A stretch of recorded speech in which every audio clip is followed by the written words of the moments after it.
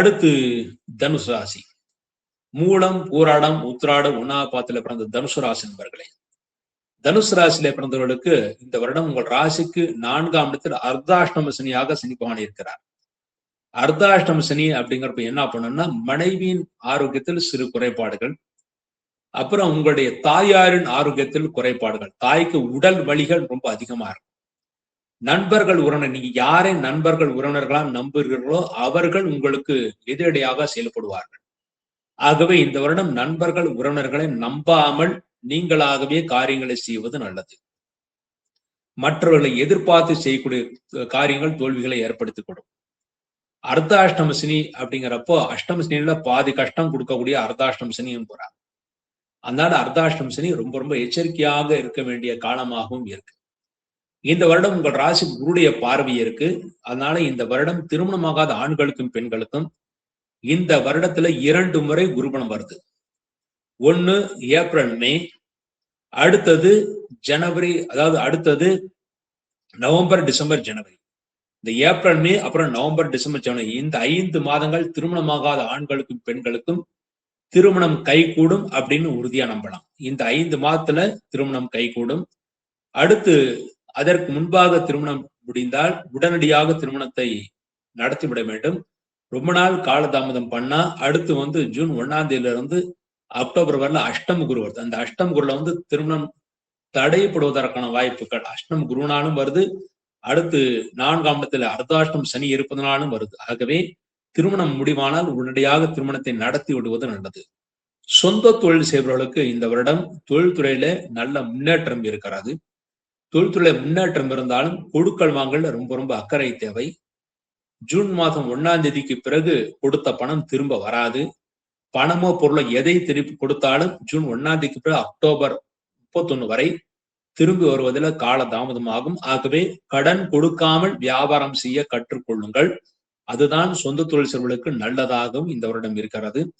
இந்த வருடம் கூட்டாளிகளுக்குள் கூட சிறு சிறு பிரச்சனைகள் சலசலப்புகள் ஏற்பட்டு பிறகு சரியாகும். ஆகவே கணக்கு வழக்குகளை சரி பார்த்துக் கொள்வதே ரொம்ப நல்லது. உத்தியோகஸ்தர்களுக்கு இடமாற்றங்கள் ஏற்படும். அந்த இடமாற்றங்கள் ஜூன் 1ஆம் தேதிக்கு பிறகு வரும். அந்த இடமாற்றம் தானா அமைதால் ரொம்ப நல்லது. நீங்களாக இருக்கின்ற வேலையை விட்டு வேற வேலை தேட வேண்டாம். இருக்கின்ற வேலையை விட்டு வேற வேலை தேடினால் ஜூன் முதல் அக்டோபர் வரை கிடைக்காமல் போய்விடும். ஆகவே இருக்கின்ற வேலையை வைத்துக் கொண்டு வேறு இடம் தேடுங்கள். அதன் பிறகு இருக்கின்ற வேறு வேலை கிடைத்த பிறகு இருக்கின்ற வேலையை நீங்கள் விடுவதுதான் ரொம்ப நல்லது. இந்த வருடம் உத்தியோகஸ்தர்களுக்கு பதவி உயர்வு கிடைக்கும். ஆனால் பெரிய சம்பள உயர்வு என்பது எதிர்பார்க்க முடியாது. விவசாயிகள் மிக மிக கஷ்டப்பட்டு விவசாயம் செய்தால் ஒழிய நல்ல முன்னேற்றத்தை நீங்கள் பெற முடியாது. இந்த வருடம் உங்களுடைய பயிர்கள் கருக்குவதற்கோ பூச்சிகளால் அரிக்கப்படுவதற்கோ அல்லது தண்ணீரில் மூழ்குவதற்கோ வாய்ப்புகள் ரொம்ப அதிகமா இருக்கு. ஆகவே எதை எந்த நேரத்தில் பயிரிட வேண்டும் என்று அருகில் இருக்கின்ற வேளாண் அரங்கத்துல கேட்டு தெரிஞ்சுக்கிட்டு அதன் பிரகாரம் நீங்கள் விவசாயம் செய்தால் மட்டுமே நல்ல லாபத்தை நீங்கள் அடைய முடியும். அடுத்து உங்களுக்கு அர்த்தாஷ்டம சனி இருக்கிறதுனால உங்கள் ஆரோக்கியத்திலும் தாயின் ஆரோக்கியத்திலும் ரொம்ப ரொம்ப எச்சரிக்கையாக இருக்க வேண்டும். இந்த வருடம் அரசியல்வாதிகளுக்கு எதிர்பார்த்த பதவிகள் கிடைப்பதில் தாமதமாகும். எதிர்பார்த்த பதவிகள் கிடைக்காது. ஆகவே தனுசு ராசியிலே பிறந்த இந்த அரசியல்வாதிகள் சிறிது எச்சரிக்கையுடன் விழிப்புடன் இருப்பதுதான் நல்லது. பெண்களுக்கு இந்த வருடம் ஆரோக்கியத்தில் மிகுந்த அக்கறை தேவை. முக்கியமாக வயிற்று பகுதியில கோளாறுகள் வருவதற்கான வாய்ப்புகள், ஹிருதயத்தில கோளாறுகள் வருவதற்கான வாய்ப்புகள் இருக்கிறது. ஆகவே பெண்கள் ஆரோக்கிய விஷயத்தில் மிக மிக எச்சரிக்கையாக இருக்க வேண்டும். எடுக்கக்கூடிய முடிவுகள் நீங்களாக எடுக்காமல் உங்கள் குடும்ப உறுப்பினர்களிடம் கலந்து ஆலோசித்து அதன் பிறகு எடுக்கக்கூடிய முடிவுகள் மட்டுமே நீங்கள் நன்மைகளையும் முன்னேற்றத்தையும் பெற முடியும் அப்படிங்கிற அளவுல இருக்கு. அடுத்து இந்த வருடம் மாணவர்கள் ரொம்ப கருத்துடன் படித்தால் மட்டுமே நல்ல மதிப்பெண்களை பெற முடியும். படிப்பு விஷயமாக வெளிநாடு செல்வதற்கான வாய்ப்புகள் அல்லது வெளியூர் செல்வதற்கான வாய்ப்புகள் இருக்கிறது. உங்கள் ஊர்லயே இருப்பதை விட வெளியூர் செல்வதற்கான வாய்ப்புகள் தான் ரொம்ப ரொம்ப அதிகமா இருக்கு. இந்த வருடம் தனுசு ராசியிலே பிறந்த வயோதிகர்கள் பிரயாணத்தை முடிந்தவரை தவிர்ப்பது நல்லது. ஏன்னா அஷ்டம் சனி இருக்கு. அடுத்து அர்த்தாஷ்டம் சனி இருக்கு. அர்த்தாஷ்டமி 4ஆம் இடத்துல சனிக்கு அர்த்தாஷ்டம் சனி சொல்லுவாங்க. அந்த அர்த்தாஷ்டம் சனி இருக்கு. அப்புறம் அஷ்டம் குருவும் வரப்போகுது. ஆக இந்த குரு சனி 2 பெயர்ச்சிகளும் ஆன சனி பயிற்சியும் ஆகக்கூடிய குரு பயிற்சியும் உங்களுக்கு அனுகூலமாக கிடையாது.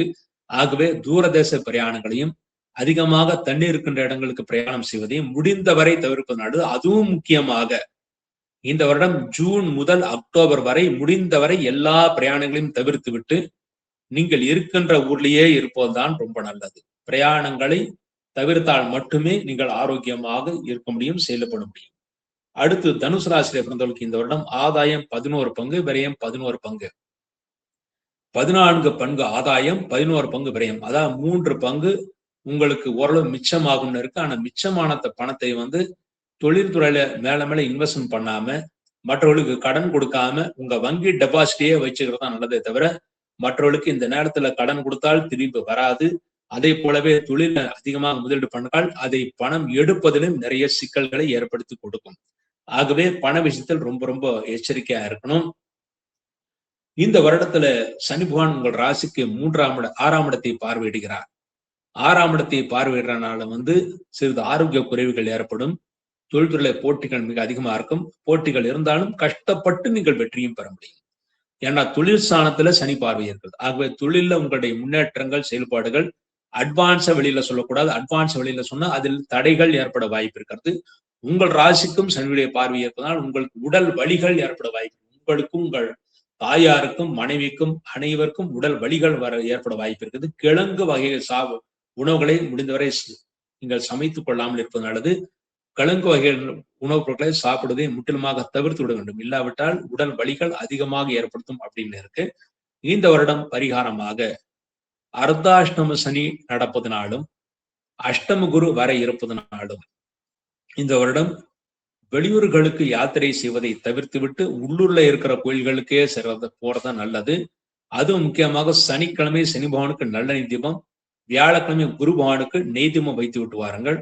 ஒரு முறை ஒரு வியாழக்கிழமை அன்னைக்கு, அதாவது ஜூன் 1ஆம் தேதிக்கு பிறகு ஒரு வியாழக்கிழமை அன்னைக்கு உங்கள் குலதெய்வம் இருக்கின்ற இடம் எங்கேயோ அங்கே சென்று குலதெய்வத்துக்கு சிறப்பு பூஜைகள், அந்தந்த கோயிலுக்கு உண்டான சிறப்பு பூஜைகளை செய்துவிட்டு வர்றது ரொம்ப நல்லது. இந்த பிரார்த்தனையின் மூலமாக இந்த வருடம் முழுமைக்கும் தனுசு ராசி நன்மைகளை அடைவார்கள் என்பது உறுதி. அது முக்கியமாக மூலம் நட்சத்திர பிறந்தவர்களுக்கு இந்த வருடம் திருமணம் செய்வதில் நிறைய சிக்கல்கள் இருக்கும். இந்த குருபலத்துல திருமணம் முடிவானால் உடனடியாக திருமணத்தை நடத்திவிட வேண்டும். அதுவும் மூலம் நட்சத்திரம்னாலே மாமனாருக்கு ஆகாது அப்படின்னு சொல்லுவாங்க.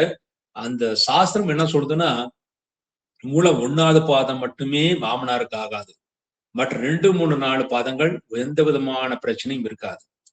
அடுத்து மூலம் நட்சத்திரம் ஞாயிற்றுக்கிழமை பிறந்தானால் தோஷமே தவிர மற்ற கிழமை தோஷம் பெரிய தோஷம் இல்லை. மூலம் நட்சத்திரம் பிறந்த பெண்களுக்கு சந்திரனுக்கு குரு பார்வை அல்லது குருடைய சேர்க்கை அல்லது புதன் சுக்கரன் இவர்களுடைய சேர்க்கை இருந்தால் தோஷம் இல்லை அப்படிங்கிறது சாஸ்திரம் இருக்கு. அது தெரிஞ்சுக்கா மூலம்னால உடனே மாமனாருக்கு ஆகாது, அவர்களுக்காவது இவர்களுக்காகாதுன்னு ஏதாவது சொல்லி தட்டி கழிச்சிட்டு இருக்காங்க. நல்ல ஜாதகங்கள் இருக்கும். அந்த நல்ல ஜாதகங்கள் கல்யாணம் பண்ண எந்த தோஷமும் இருக்காது. நான் சொன்ன இந்த பரிகாரங்கள் மாத்திரம் பண்ணுங்க. இந்த வருடம் முழுமைக்கும் தனுசு ராசி நன்மைகள் அடைந்து சந்தோஷத்தை அடைவார்கள் அப்படிங்கிறது உறுதி.